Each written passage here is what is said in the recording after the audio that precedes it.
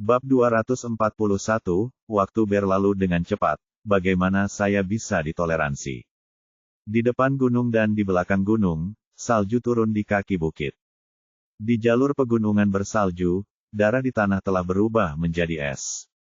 Zhu Ping'an menggunakan seluruh kekuatannya untuk mencabut tombak yang menembus serigala liar.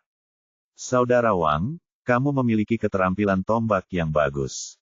Zhu Ping'an memegang tombak dengan kedua tangan rata dan menyerahkannya kepada Wang Xiaor. Melihat ke lubang yang dalam di tanah, dia menghela nafas. Pamanku bercanda, Xiaor hanyalah kekuatan kasar. Wang Xiaor mengambil tombak itu, memutar tangannya sedikit dan menarik gagang tombak yang panjang itu ke dalam laras senjatanya. Dia membawanya di punggungnya. Jika dia tidak melihat tombak di belakangnya, dia tidak akan bisa menghubungkannya dengan tembakan mengejutkan yang menembus serigala liar tadi. Ketika mereka berdua sedang berbicara, mereka hanya mendengar suara meringkik yang tidak menyenangkan. Kemudian, Zhu Ping'an mendongak dan melihat si idiot tanpa otak, membunuh Matt, melarikan diri dengan kuda hitam membawa seorang pria jangkung dan gemuk datang. Sial, orang ini kembali dengan wajah kuda. Zhu Ping'an sangat ingin membuatkan sepanci sup daging kuda untuk kuda hitam bodoh dan bodoh ini.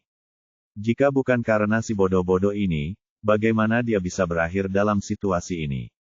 Oh, ternyata ketemu serigala.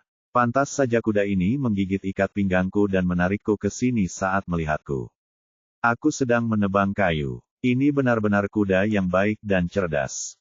Kuda, dan seorang pria jangkung dan gemuk, mengulurkan tangannya dan melompat dari punggung kuda hitam, dan berkata kepada Zhu Ping'an dan Wang Xiaor. Ternyata si idiot Samet ini masih tahu cara menelepon orang, tapi apa gunanya seekor burung? Jika bukan karena saudara Wang, bajingan bodoh ini mungkin hanya bisa mengeluarkan beberapa potong tunggulnya sendiri dari mulut serigala ketika dia memanggil seseorang. Tapi demi si idiot ini masih tahu cara menelepon seseorang. Berikan saja kesempatan lagi. Adapun orang besar yang mengatakan dia memiliki spiritualitas. Tarik ke bawah, ini jelas kuda bodoh dan bodoh yang punya otak, dan Anda harus melatih kuda bodoh ini dengan baik di masa depan untuk mencegahnya menjadi bodoh lagi. Ya, terima kasih banyak sudah datang ke sini, kata Zhu Ping'an sambil menangkupkan tangan. Terima kasih atas apa yang kamu lakukan, aku tidak berbuat banyak. Di hari bersalju ini sangat dingin. Jika kamu tidak keberatan, pergilah ke rumahku dan makan makanan hangat. Pria besar itu melambaikan tangannya dengan acuh tak acuh. Setelah melihat salju di tubuh Zhu Ping'an dan Wang Xiaor, dia menyampaikan undangan kepada mereka. Paman, kenapa kamu tidak pergi bersama kakak laki-laki tertua ini untuk beristirahat selama sehari? Aku akan pulang dan mengirim pesan untuk meminta petunjuk, lalu kembali ke pamanku. Kita akan pergi ke Beijing bersamanya untuk mengambil ujian, dan kita bisa menjalankan beberapa tugas untuknya dalam perjalanan. Wang Xiaor juga setuju dengan usulan orang besar itu. Bagaimanapun, Zhu Ping'an baru saja mengalami serigala liar. Saya juga perlu waktu untuk bersantai, dan tubuh saya juga perlu istirahat. Selain itu, dia juga harus pulang dan melapor kepada wanita itu. Wanita itu sangat prihatin dengan reaksi pamannya saat menerima pertunangan. Saudara Wang, saya akan melakukannya ini tidak terbuat dari kertas. Seperti kata pepatah, lebih baik melakukan perjalanan ribuan mil daripada membaca ribuan buku. Perjalanan ini hanyalah cara yang baik bagi saya untuk memahami apa yang terjadi hari ini, terutama keluarga saya, agar mereka tidak melewatkannya. Zhu Ping'an menggelengkan kepalanya dan meminta Wang Xiaor untuk tidak memberitahu keluarganya tentang pertemuannya dengan serigala ketika dia kembali. Dia mengkhawatirkan orang tuanya, terutama ibunya, Ni Chen. Ini, Wang Xiaor ragu-ragu. Tolong, Zhu Ping'an membungkuk sedikit dan memegang tangannya memohon. Baiklah, Paman, tapi belum terlambat bagimu untuk beristirahat dengan kakak laki-laki ini selama beberapa hari sebelum mengikuti ujian. Wang Xiaor sedikit terhuyung untuk menghindari arah tangan Zhu Ping'an, dan sekali lagi menyarankan agar Zhu Ping'an ikuti orang itu. Pria itu beristirahat selama beberapa hari. Mengenai permintaan Zhu Ping'an, Wang Xiaor mengangguk, tetapi dia baru saja kembali dan tidak memberitahu orang tua Zhu Ping'an, sedangkan untuk wanita muda itu, dia masih harus melaporkan kebenarannya. Waktunya cepat berlalu, bagaimana aku bisa menunggumu? Zhu Ping'an tersenyum tipis, menepuk-nepuk salju di tubuhnya dengan santai, menggelengkan kepalanya, lalu menoleh ke pria jangkung dan gemuk itu dan bertanya, beranikah kamu bertanya pada kakak ini? Jauhkah jalan pegunungan ini? Ini ngarai Yingzhou. 3 mil di depan adalah desa Laoya kami. 8 mil di luar desa kami adalah kota kecil. Pria besar itu menjawab sambil menunjuk ke jalan pegunungan. Bagus, belum terlambat untuk beristirahat ketika kamu sampai di kota kecil. Zhu Ping'an mengucapkan terima kasih dengan tangannya, lalu menaiki kudanya. Saudara Wang, terima kasih atas segalanya hari ini. Saya tidak akan pernah melupakan Ping'an. Sampaikan salam kepada Tuan Li untuk saya. Zhu Ping'an mengucapkan selamat tinggal kepada Wang Xiaor dengan tangan di atas punggung kuda. Setelah Zhu Ping'an mengucapkan selamat tinggal kepada Wang Xiaor, dia kemudian berkata kepada pria jangkung dan gemuk di sisi lain, terima kasih atas kebaikanmu, saudaraku, tapi yang penting adalah pergi dengan selamat. Baiklah, aku akan menyerahkan serigala liar ini ke sebesar ini, saudara. Setelah itu, Zhu Ping'an berkata, dia menunggang kudanya melewati angin dan salju dan melanjutkan perjalanannya. Wang Xiaor memandang punggung Zhu Ping'an yang berjalan di salju dengan penuh kekaguman. Dia baru saja berjalan mengitari gerbang neraka dengan kaki depannya, tetapi menepuk salju dengan kaki belakangnya dan melanjutkan perjalanannya. Orang seperti itu jelas bukan sesuatu yang ada di dalam kolam. Wanita itu benar-benar memiliki penglihatan yang bagus. Wang Xiaor menghela nafas. Adapun pria jangkung dan gemuk di sisi lain, dia memandang serigala liar yang kaku di atas salju dengan ekspresi gembira. Jika dia menjualnya ke kota, dia pasti bisa mendapatkan banyak uang, dan sekarang keluarganya bisa disalahkan. Serigala ini, kamu. Pria jangkung dan gemuk itu merasa perlu bertanya lagi. Pulanglah, ada hal lain yang harus kulakukan, jadi ucapkan selamat tinggal saja. Wang Xiaor menggelengkan kepalanya, berbalik dan pergi. Hanya seorang pria jangkung dan gemuk yang tersisa di jalur pegunungan, dengan senang hati menggendong serigala liar di pundaknya, mengikuti jalan kecil yang landai dan mengambil jalan pintas untuk pulang. Zhu Ping'an yang sedang terburu-buru di jalan yang berangin dan salju tak lupa menanamkan konsep, kamu hanyalah kuda sialan, pada kuda hitam yang diinjaknya, agar si idiot ini bisa mengenali miliknya sendiri, kenyataan dan berhenti berpikir. Jika Anda merasa seperti harimau atau semacamnya, setidaknya jangan membawa diri Anda sendiri untuk melakukan hal apapun. Tidak butuh waktu lama hingga jalan pegunungan sepanjang 3 mil itu berakhir. Di ujung jalan pegunungan ada sebuah desa, yang terasa jauh lebih kumuh daripada desa Xiahe. Hanya ada beberapa rumah tangga di desa tersebut, namun terdapat 2 jalan bercabang di ujung desa, membuat Zhu Ping'an tidak yakin harus mengambil jalan mana. Di persimpangan jalan di pintu masuk desa, ada seorang anak kurus berjongkok di tanah memungut salju untuk dimakan. Anak-anak, beritahu aku ke arah mana kota kecil itu. Zhu Ping'an bertanya dengan hangat sambil menunggangi kudanya. Di mana itu? Anak yang menggendong Sueki mengangkat kepalanya dan menunjuk ke suatu arah. Terima kasih nak. Nah, ini ucapan terima kasih saudaraku. Zhu Ping'an turun dari kudanya dan menghampiri anak itu, menyerahkan sekantong kecil dendeng seberat hampir 2 kilogram ke tangan anak itu. Anak itu memandangi kuda tinggi di samping Zhu Ping'an dan bingung. Ambillah, kakakku berterima kasih karena telah menunjukkan jalannya. Enak sekali. Kembalilah dan minta ibumu memasakkannya untukmu. Jangan makan salju lagi. Hati-hati dan perutmu akan sakit jika memakannya. Kata Zhu Ping'an sambil tersenyum. Ia tersenyum, menyentuh kepala anak itu, meletakkan tas di tangan anak itu, lalu berbalik dan menaiki kudanya dan menuju ke kota kecil di sepanjang jalan yang ditunjukkan oleh anak itu. Bab 242 memasuki gerbang penyakit cintaku. Gunung Changshan tertutup salju, dan kehidupan mengambang tidak berhenti. Menunggang kuda sepanjang perjalanan, akhirnya kami sampai di kota kecil itu sekitar pukul 4 sore. Awalnya saya mengira itu adalah kota biasa, tetapi saya tidak menyangka bahwa pikiran Zhu Ping'an berubah ketika dia berkendara ke kota kecil. Jalannya berupa jalan batu mulus, rumah-rumah di kedua sisinya terbuat dari batu bata biru dan ubin hitam, serta atapnya yang terbalik. Kota kecil ini sepertinya telah direndam dalam sajak kuno puisi panjang selama ribuan tahun. Melompat ke kota ini seperti memasuki volume puisi yang penuh tinta. Kota ini memang indah, namun bagi Zupingan, yang berkendara sepanjang hari di tengah salju dan angin, kota ini tidak semenarik semangkuk kuah mie yang mengepul dan tempat tidur yang hangat. Dia turun dari kudanya dan menemukan sebuah penginapan, membayar kamar tersebut, dan pemilik penginapan itu membantu menggiring kuda hitam itu ke halaman belakang, lalu memindahkan barang-barang di atas kudanya ke kamar. "Saudaraku, tolong bawakan saya semangkuk sup daging kambing." Zupingan menghentikan petugas toko yang hendak pergi dan memintanya untuk meminta dapur membuatkan semangkuk sup daging kambing panas. Semangkuk sup daging kambing harganya 10 sen. Jika Anda menambahkan pancake, setiap pancake berharga 1 sen. Semangkuk sup daging kambing harganya 10 sen, yaitu sekitar 2 sen lebih mahal daripada di kota saya sendiri. Ini mungkin karena hari ini bersalju, atau mungkin karena saya orang asing. Semangkuk sup daging kambing sudah cukup, tidak perlu pancake. Zupingan mengeluarkan 10 sen dari lengan bajunya dan menyerahkannya kepada asisten toko. Petugas toko mengambil uang itu, mengiyakan dan keluar.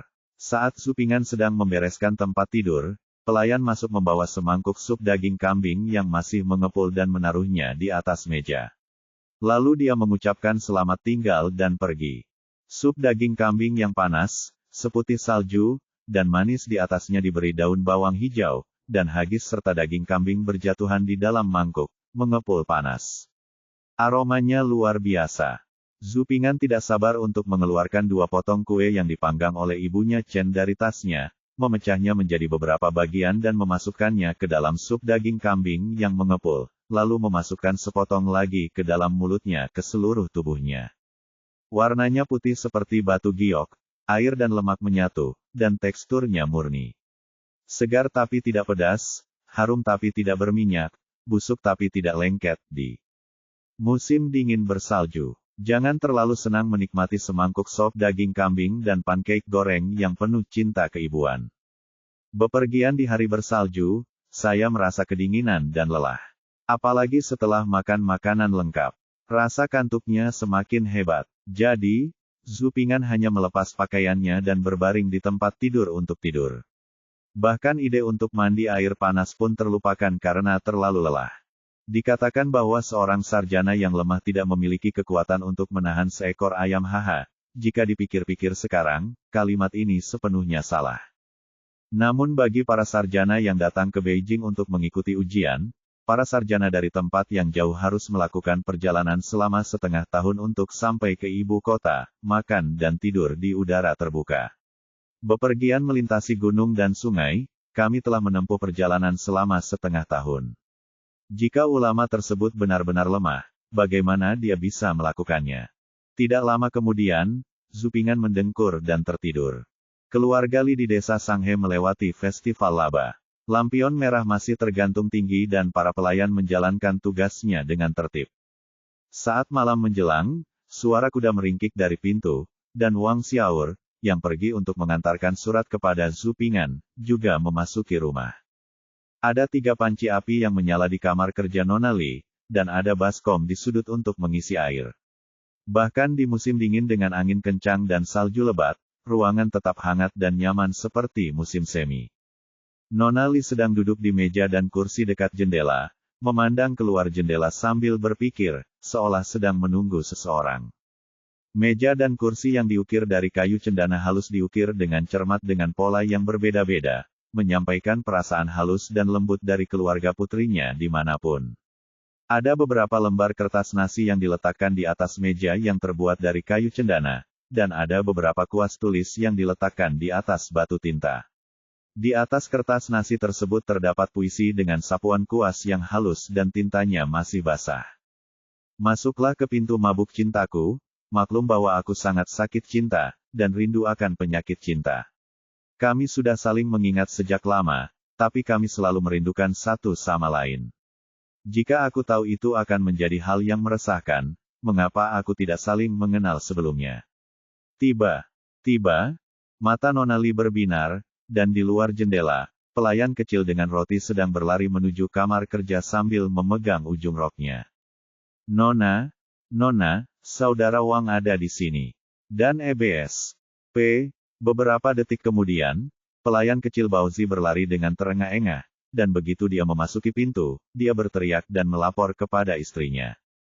Kemarilah Nona, saya sedikit lapar. Pergi ke dapur belakang dan minta juru masak membuatkan saya sup tahu dan ikan mas krucian. Rasanya akan lebih ringan hari ini.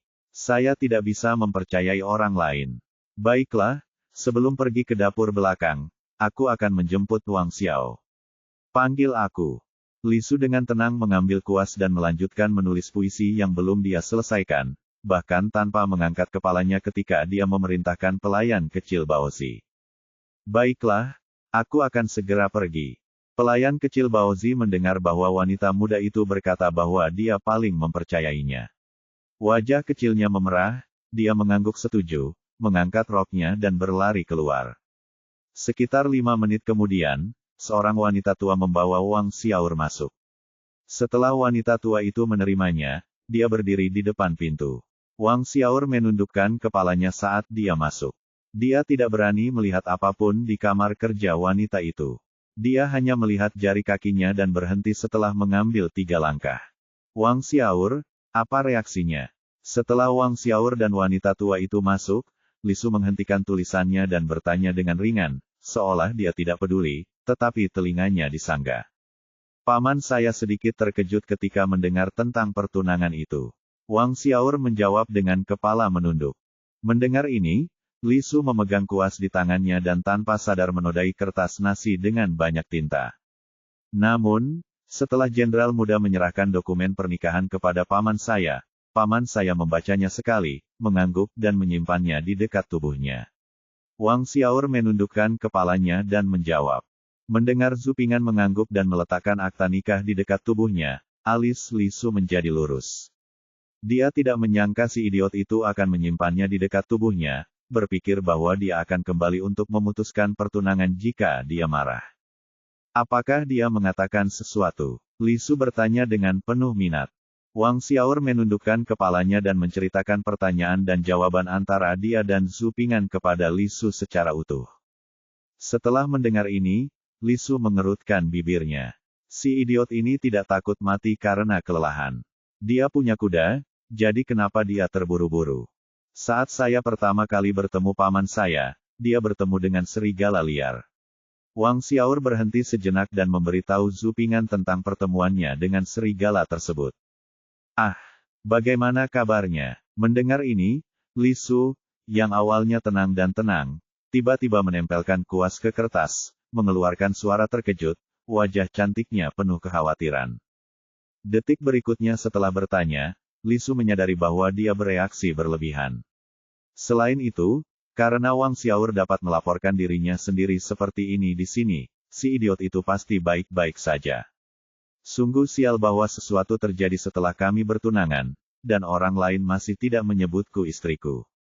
Jadi, Li Su terbatuk, kembali ke sikapnya yang tenang, dan menemukan jalan keluar untuk dirinya sendiri.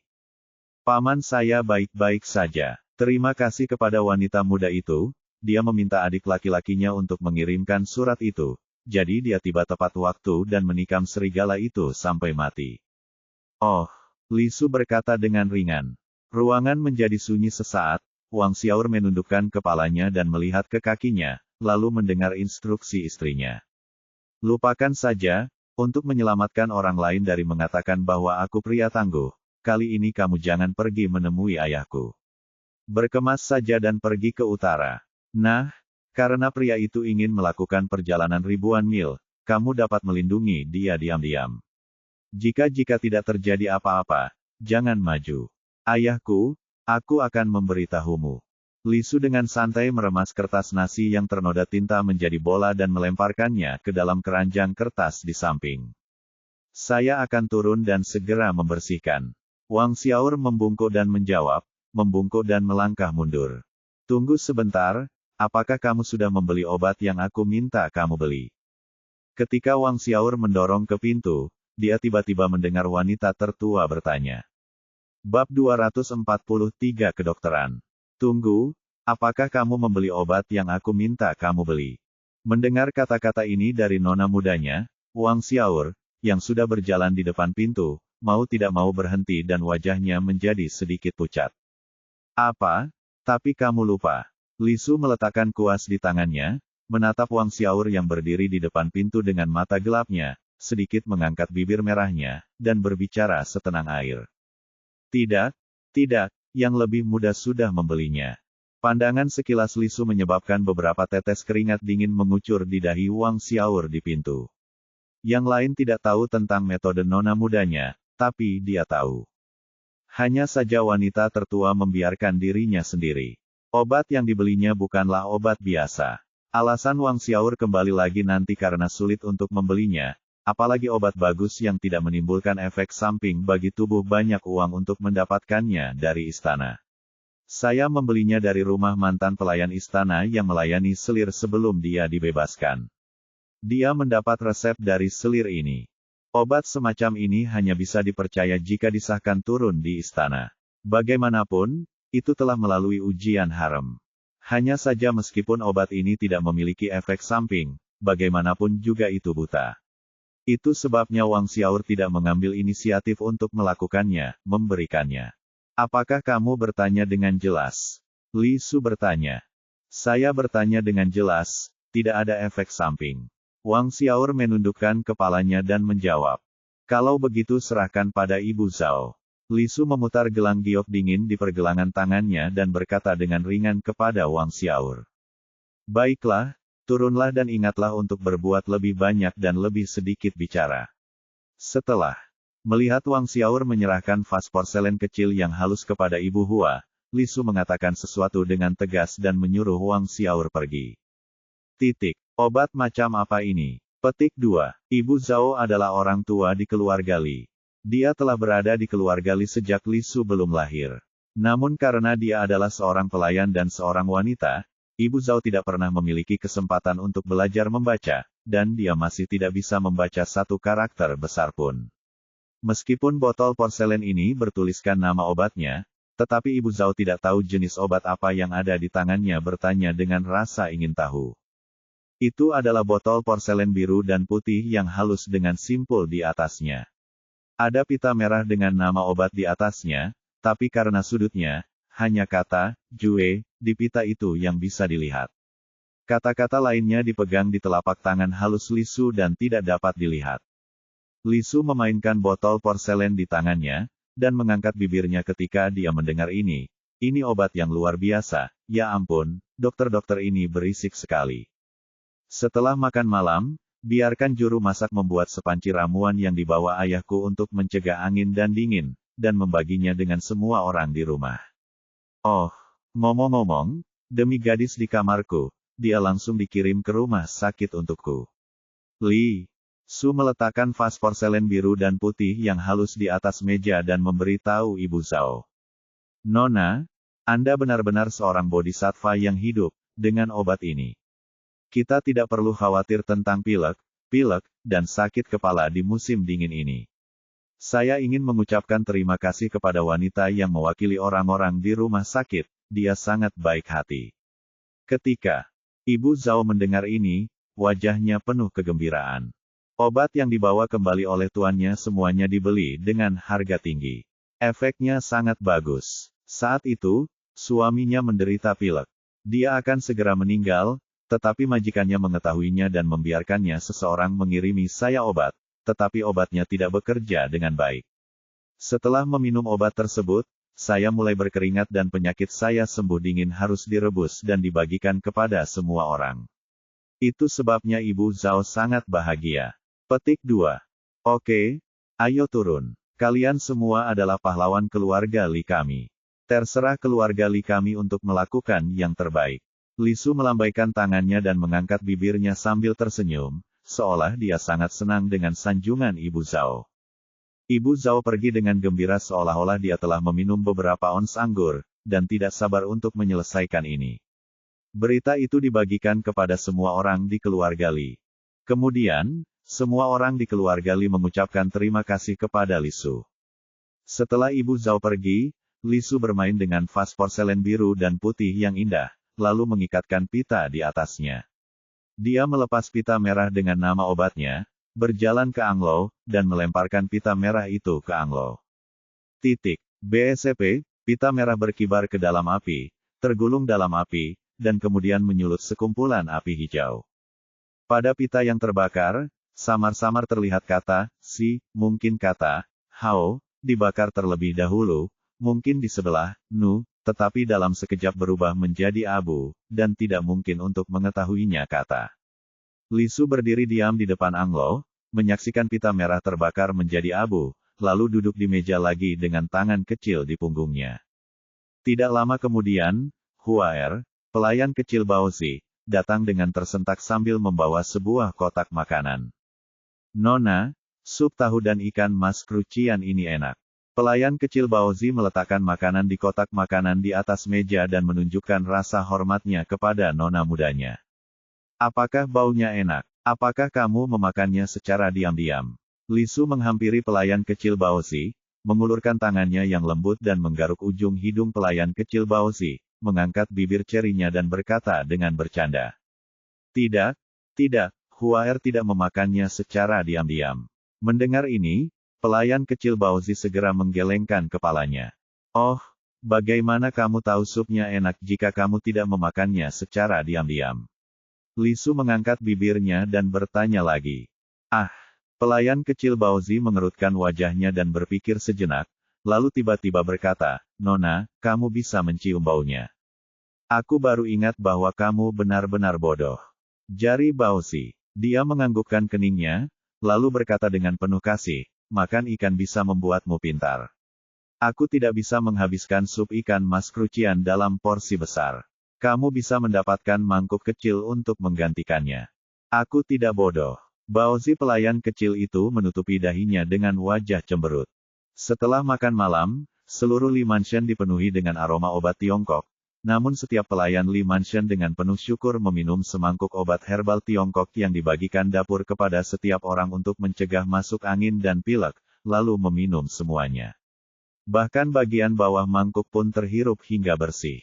Ini adalah obat yang dibeli oleh sang master dengan harga tinggi dari seorang dokter ajaib tua di selatan. Ada juga 5 mangkuk obat yang ditempatkan di kamar kerja putri sulung keluarga Li yang sedang dikukus. Pembantu pribadi Li Su, Baozi, dan 3 pelayan pribadi lainnya juga berada di kamar kerja Li Su.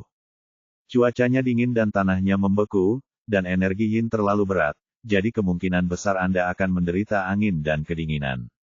Ini adalah mangkuk terkaya yang saya minta disimpan khusus oleh koki, yang paling baik untuk menghilangkan angin dan dingin, dan membersihkan ki paru-paru. Kalian semua nona muda, saya para pelayan di sisi Anda harus pergi dan minum obat, agar tidak kembali ketika Anda sudah sembuh dari flu. Petik 2. Li Su sedang bersandar di tempat tidur bersulam, mengenakan gaun tidur ungu, rambutnya tergerai di kedua sisi, dan dia telah melepas jepit rambut sebelum tidur.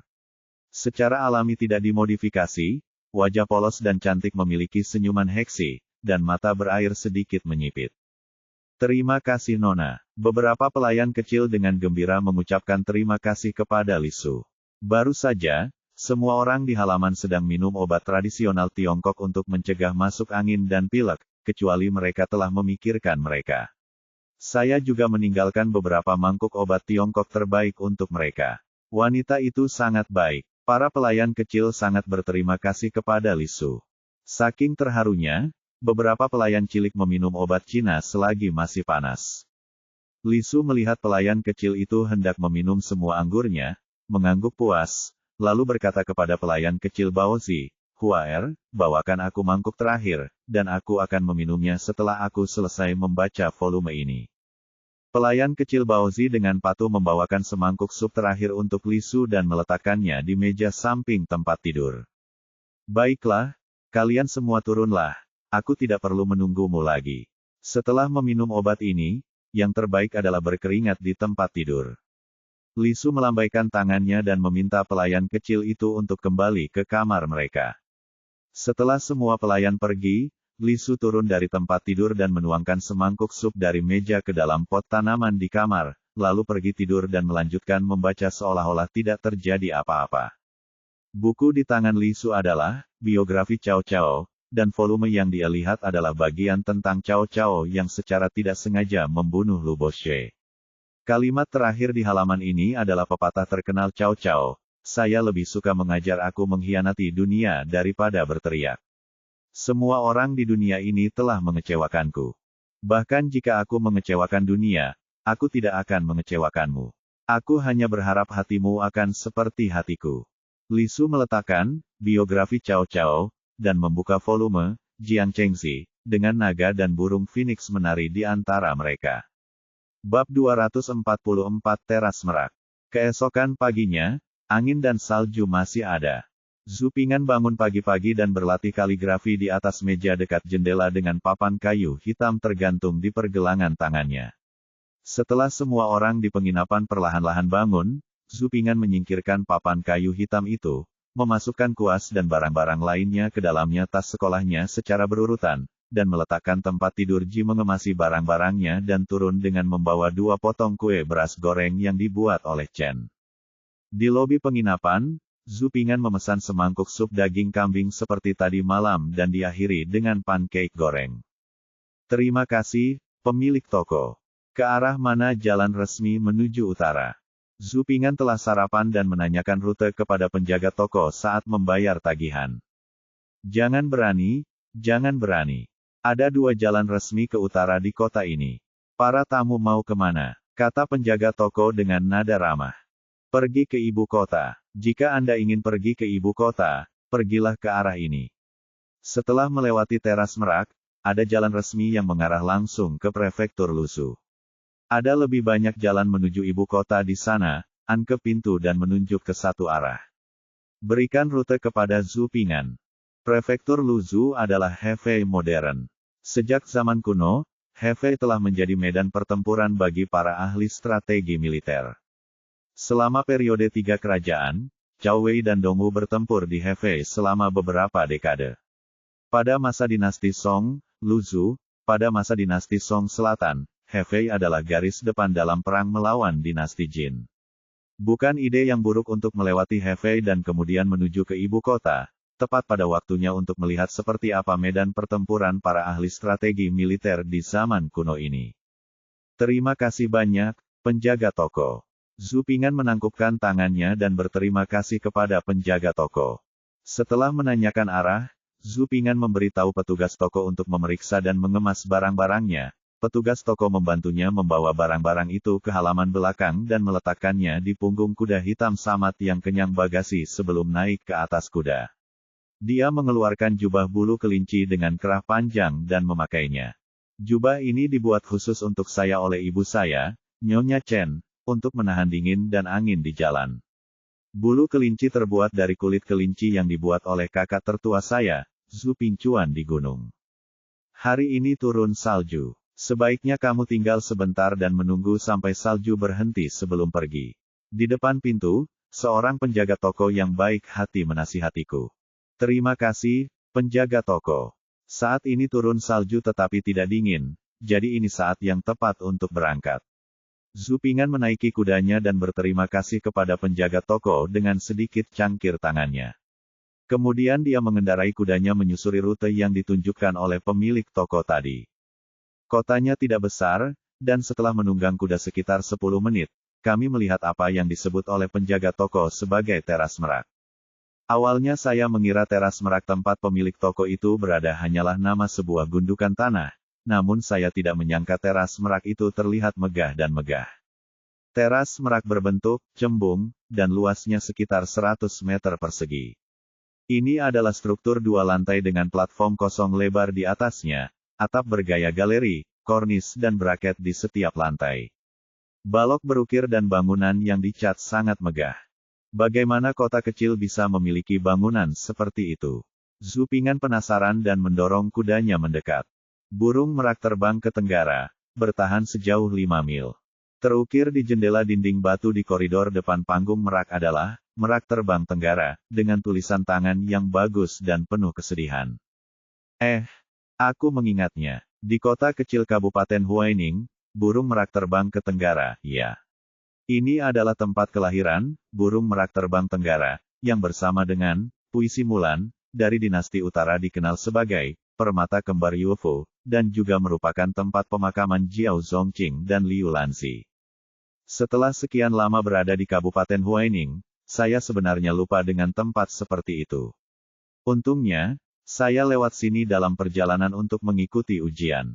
Membaca ribuan buku tidak sebaik bepergian ribuan mil. Selama periode Jianan di dinasti Han Timur, Liu Lanzi, yang berbakat dan cantik, dan Jiao Zongqing, seorang pejabat kecil di Lujiang, jatuh cinta dengan tulus. Namun ibu mertuanya, Jiao Mu, mempersulit Liu Lanzi karena berbagai alasan, jadi Lanzi dengan tegas memintanya untuk kembali. Permohonan Zongqing kepada ibunya tidak efektif, jadi pasangan itu tidak punya pilihan selain mengucapkan selamat tinggal, dan keduanya bersumpah untuk tidak mengkhianati satu sama lain. Lanzi kembali ke rumah orang tuanya. Pelamar yang dikagumi datang satu demi satu. Pertama, hakim daerah melamar atas nama putranya, dan kemudian Kasim, Chu Cheng, bertindak sebagai mak comblang. Lanzi dengan tegas menolak karena dia punya janji dengan Zongqing. Namun, saudaranya menjelek-jelekkan dia. Lanzi tidak punya pilihan selain menyetujui pernikahan dengan keluarga prefek. Zongqing datang setelah mendengar kejadian tersebut, dan pasangan itu membuat kesepakatan, di surga, mereka ingin menjadi seperti burung bersayap, dan di bumi, mereka ingin menjadi seperti ranting. Pada hari bahagia pernikahan Lanzi, Liu dan Jiao keduanya meninggal di dunia bawah, menandai sebuah mahakarya abadi. Jika saya menjadi diri saya sendiri, saya tidak akan pernah membiarkan tragedi ini terjadi. Saya memberi penghormatan lama di Peacock Terrace. Zhu Ping'an menghela nafas dengan penuh emosi, lalu mengendarai kudanya menjauh dari teras merak dan menuju utara melalui jalan resmi. Jalan resmi yang turun salju jauh lebih mudah untuk dilalui daripada jalan resmi yang pernah turun hujan. Kuda hitam itu sepertinya mengabaikan angin dan dingin, dan melaju dengan gembira di tengah angin dan salju lebih baik dari jalan pegunungan. Berjalan ke utara sepanjang jalan resmi, Anda dapat melihat bayangan desa dari waktu ke waktu di kedua sisi jalan resmi. Tidak seperti kemarin, Anda tidak dapat melihat satu rumah pun setelah berjalan lebih dari waktu yang lama. Hampir tengah hari, Zhu Ping'an keluar dari jalan resmi dan pergi ke sebuah desa kecil di dekat jalan resmi. Angin utara sangat kencang, meniupkan salju yang mengapung di tanah dari alam liar ke desa, kemudian meniupnya keluar dari jalan desa, lalu menumpuk-tumpukan setinggi betis di bawah akar tembok, di bawah tumpukan kayu bakar, di luar tembok, dan di semua tempat di bawah angin. Jurang di kedua sisi jalan dipenuhi salju dan datar seperti jalan raya. Jika bukan karena ujung absintus kuning yang terbakar tersingkap di salju di pinggir jalan, mengeluarkan suara mendesis gemetar tertiup angin, Zhu Ping'an tidak akan bisa membedakan mana yang mana. Jalannya adalah selokan. Sekelompok ayam di desa, dipimpin oleh beberapa ekor ayam jantan, berkumpul di bawah tumpukan kayu bakar dan jerami, perlahan mencari makan. Beberapa ayam jantan yang bosan mengepakkan sayapnya dan saling mematuk untuk mendapatkan hak memiliki ayam kecil tertentu, menyebabkan salju beterbangan. Di tanah datar di pintu masuk desa, ada beberapa bulu babi yang meletakkan keranjang di atas salju, menaburkan biji-bijian di bawahnya, dan berbaring miring dengan pantat menjulur, menunggu untuk menangkap burung pipit. Melihat Zhu Ping'an datang dengan menunggang kuda, burung pipit ketakutan. Beberapa bulu babi mengendus dan memandang Zhu Ping'an dengan ekspresi tidak ramah. Saya membangun gunung ini dan menanam pohon ini, jika Anda ingin pergi ke sini, tinggalkan uang untuk membeli jalan. Seorang anak kecil dengan ingus di hidungnya berdiri di depan kuda Zhu Ping'an dengan pinggang terangkat dan pinggangnya terangkat, kepala terangkat dengan nada arogan. Kemudian beberapa bocah nakal lainnya berdiri di belakang bocah nakal yang berdiri sebagai cadangan, dan mereka semua memandang Zhu Ping'an dengan ekspresi tidak ramah. Melihat anak-anak nakal dengan gelembung ingus yang menggantung di hidungnya, Zhu Ping'an sedikit mengangkat sudut bibirnya. Saya adalah iblis burung di bawah setan salju. Saya mendengar bahwa Anda berencana untuk membunuh orang-orang saya di sini, jadi saya berubah menjadi manusia dan datang ke sini untuk mencari tahu. Saya tidak menyangka bahwa saya sedang memperhatikan Anda. Cek. Cek, ku dengar daging anak-anak adalah yang terbaik. Zupingan menunggang kuda, menarik napas dalam-dalam ke arah anak-anak, lalu menjilat lidahnya seolah sedang mabuk. Monster. Setelah mendengar ini, beberapa anak nakal memandang Zupingan yang sepertinya ingin makan daging, berteriak, dan lari. Aku bercanda denganmu. Melihat anak-anak nakal berlarian, Zupingan merasa sedikit tercengang. Aku tidak akan tertipu olehmu. Jangan kejar kami punya air kencing anak-anak. Setelah mendengar ini, beberapa anak nakal menatap ke arah Zupingan, berlari lebih gembira, dan menghilang dalam sekejap mata. Sosok itu hilang. Bab 245, Huang Sandian yang bermanfaat. Saat itu tengah hari, dan asap dari desa mengepul dengan malas, dan salju yang turun di cerobong asap juga meleleh oleh asap, memperlihatkan cerobong asap yang hitam. Melihat anak nakal yang berteriak dan menghilang, Zupingan tersenyum dan menggelengkan kepalanya, lalu berbalik dan turun, memimpin kudanya ke desa, dan mengeluarkan suara, krak-krak-krak, saat menginjak salju. Desa ini tidak sebesar desa Siahe, hanya memiliki sekitar 30 atau 40 rumah tangga. Zupingan memimpin kudanya dan berjalan di sepanjang jalan sempit desa. Dia menemukan sebuah rumah yang saljunya telah tersapu dan mengetuk pintunya. Siapa itu? Terdengar suara langkah kaki di halaman, dan suara seorang pria bertanya dari halaman, suaranya dalam dan kasar.